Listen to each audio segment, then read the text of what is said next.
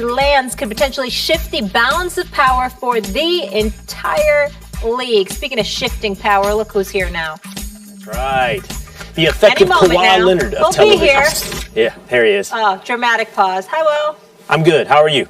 I'm good. Well, I'll start with you. Yeah. Where do you want to see Kawhi end up? Toronto. I can accept the Los Angeles Clippers, but under no circumstances do I want to see him as a Los Angeles Laker. I'm disgusted by the prospect. We're in a wonderful window right now, over the last 2 days, where the NBA has achieved a level of parity we haven't seen in a couple of decades, really. Amen.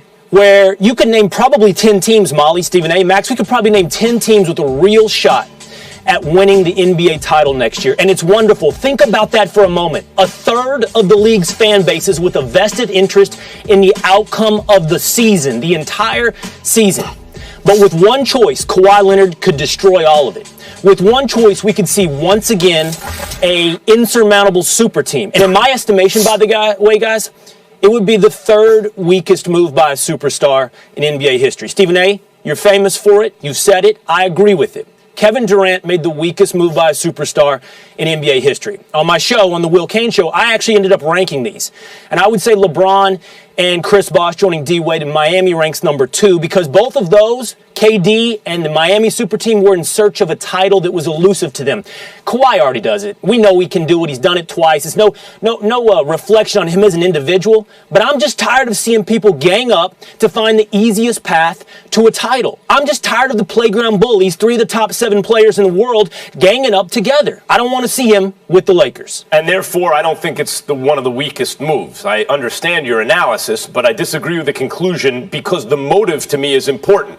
Kawhi Leonard is entitled to say, you know what, I'm not going to eliminate the place I actually want to play simply because I make them so good. That's very different than Kevin Durant, trying to show you, look, I'm so great, I'm winning MVPs in the finals by joining a team that literally had no chance of losing. But Max, that's why I ranked it third. And that's why I ranked it third, Max. But you still have to recognize that the move, it would be weak.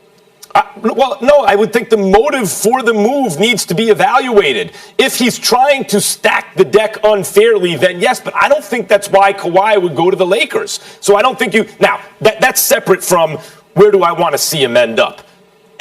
I would not like to see him end up in Toronto, to tell you the truth. I find that kind of boring move. I also think it's very interesting. He shows up, one and done, wins a championship, and leaves. I'd love to see him on the Clippers because that versus the Lakers, for everything Stephen A.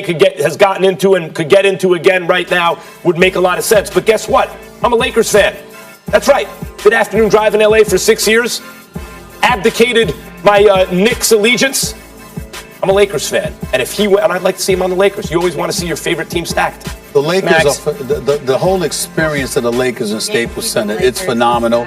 I love being at the Staples Center for Lakers games. It's just something different. It's something special. Make no mistake about it. But as much as I love going to the Staples Center for Lakers games, as much as I love the environment, the ambiance, everything, the allure, everything that comes with it is special. It really, really is. I would prefer to see Kawhi Leonard with the Clippers. And the reason why is that I want to see Kawhi and LeBron battling in L.A. I want that competition. I want 81 nights a year mattering at the Staples Center as opposed to 40 or 41 nights a year.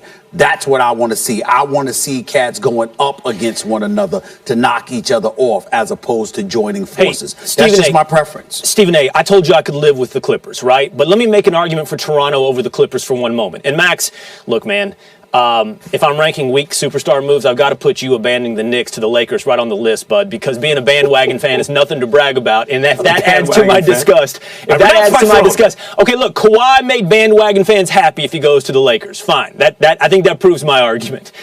Stephen A., here's the argument for the Raptors over the Clippers. And again, I could live with it, but it would be twofold.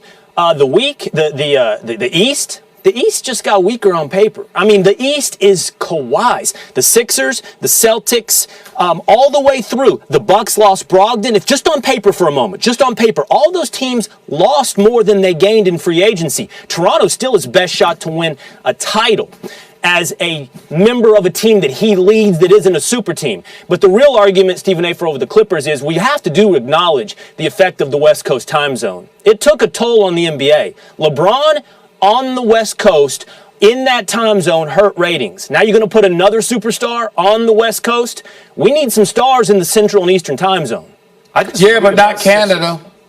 Yeah, what's not Canada. You're wrong there. And since you brought up LeBron, and let me tell you something. Since you brought up LeBron and how LeBron's move from East to the West Coast compromised ratings, okay? What do you think what do you think the team being in Canada compromised? Yeah. Well, I mean, well, all right, I get it, but you know, look, you don't have to be so mean to Canada all the time.